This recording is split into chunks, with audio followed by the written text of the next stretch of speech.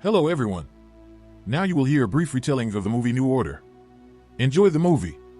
The film is set in 2021, just as Mexico City's streets start to get overrun by rioters.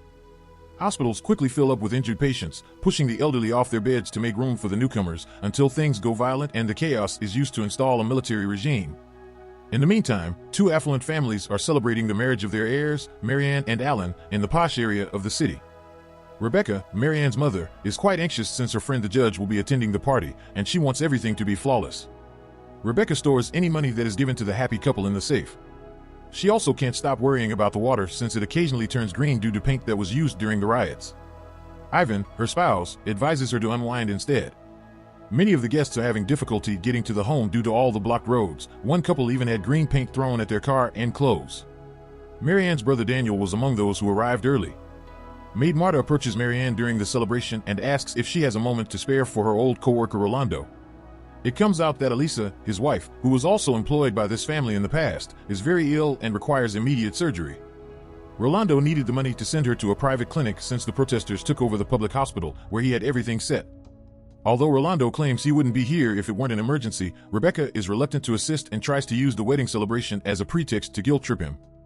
As a result, Rebecca feels compelled to attempt to assist a man who has worked for her for years. A few guests choose to depart early due to concerns about more road closures, while Rebecca explicitly requests small amounts of money from Daniel and Ivan. She then adds some of her own money and gives it to Rolando.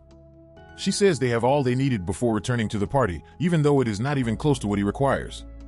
Rolando calls Marianne over and congratulates her on her wedding before explaining his predicament as he waits outside the door, unsure of what to do. Marianne doesn't think twice about going back inside to beg for that extra money since she has always had a soft spot for Rolando and his wife. Daniel advises her to approach Ivan, but Marianne believes it is a poor idea because of his financial history, so Daniel decides to handle things himself. He exits the house, hands Rolando the little cash he still has in his pockets, and threatens to contact security if Rolando doesn't leave. Still not giving up, Marianne begs Roland to hold off before heading to the family safe, only to find that she is unable to unlock it and get to her own money. When she questions Ivan about it, she finds out that her mother changed the password. Rather than offering assistance, Ivan advises her to enjoy the celebration and deal with those issues later. Marianne then goes to ask Alan if he has the new password, but he doesn't, leading him to believe Rolando could be pulling a con on them. Marianne, determined not to have this conversation, ends up taking her credit card and phone and heading out to find Rolando, who has sadly already departed. Marianne begs Christian, Marta's son, to take her to Rolando's house in a desperate conversation. When the judge buddy eventually shows up at the party, just after the two of them leave in one of the family's many automobiles, Rebecca sends Marta straight to locate Marianne. When Marta calls Marianne on her phone, she tells Rolando and his wife that she is heading to the hospital and requests Marta not to notify her family. After the call ends, Marianne starts searching for another route to go because the police have closed her regular route and won't let her pass, even in an emergency. A gang of demonstrators uses the servants' assistance to break into the house when everyone is back at the celebration.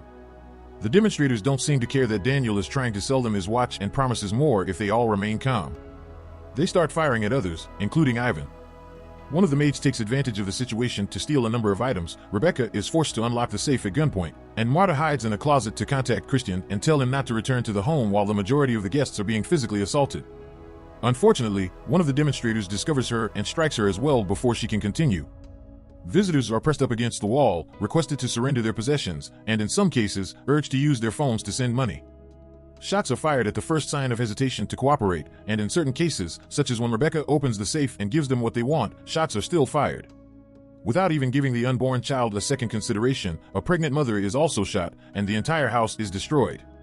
Marianne and Christian are also encountering difficulties as a result of their unintentional detour into an untidy road. The car gets hit with green paint and jostled by the demonstrators. As a result, they retreat and look for another route. This time, Christian drives and Marianne conceals so that nobody from the outside can identify that a socialite is approaching the impoverished area. They arrive at Rolando's without incident, but he is not pleased to discover Christian brought Marianne since it may lead to problems. After Marianne sees Elisa and vows to take her to the hospital, things on the streets continue to worsen. As a result, Christian lets Marianne remain at his flat, which is directly above Rolando's, but not before several hours have passed. When the Secretary of Defense eventually takes over most of the cities late at night, Marta is able to leave her employer's house and tries to make her way through the rioting unseen. The army imposes a curfew on all regions impacted by the rioting as paramedics arrive at Daniel's house in the morning to remove all of the corpses.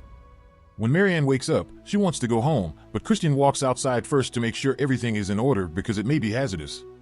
Everything is quiet on the streets except for a troop of soldiers who drag Christian to his knees so they may question him. The soldiers enter Christian's house and force him to stay there while they take Marianne away, claiming to be able to securely lead her home when Christian admits he wants to help his employer. After being placed into a vehicle, Marianne is requested for her jewelry and phone, both of which are non-functional due to the downed wires. They move through the city. Wherever they look, there are dead and wreckage. After wandering for hours, Marta eventually finds Christian, but Marianne is not faring as well. The soldiers have deceived and are not bringing her home. Instead, they are taking her to their base, where they are holding several captives whom they would subsequently exploit to extract ransom money. Before being placed in a cell with other victims, each victim has a number imprinted on their head and is interrogated for personal information. If they refuse to cooperate, they will face physical punishment. Occasionally, a group of troops approach and drag the women into an unguarded room in order to exploit them. When Daniel is told he needs to organize for his wife's and Rebecca's funerals, he eventually breaks down in the hospital. Afterwards, Daniel goes with Alan to meet his father, who is close to General Oribe. Oribe agrees to do all in his power to help them locate Marianne when they ask this general to pull some strings. Because most of their friends and family have passed away, not many people show up for the funeral when the time comes.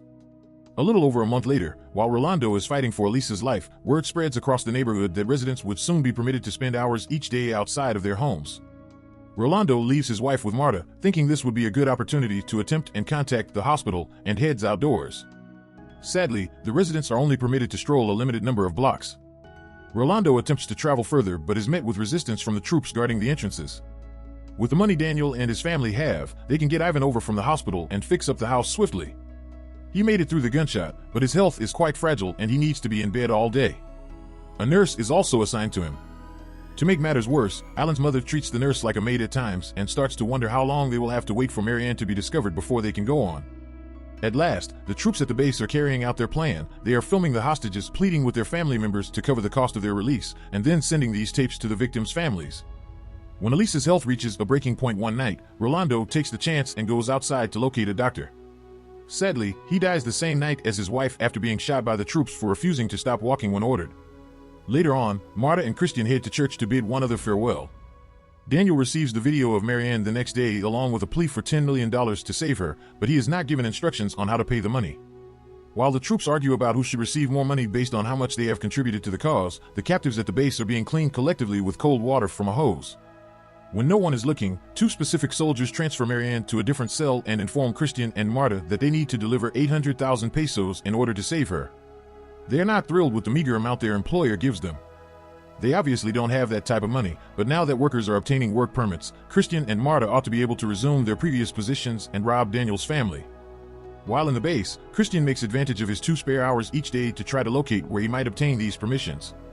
The films of the hostages are getting worse. They now even show torture.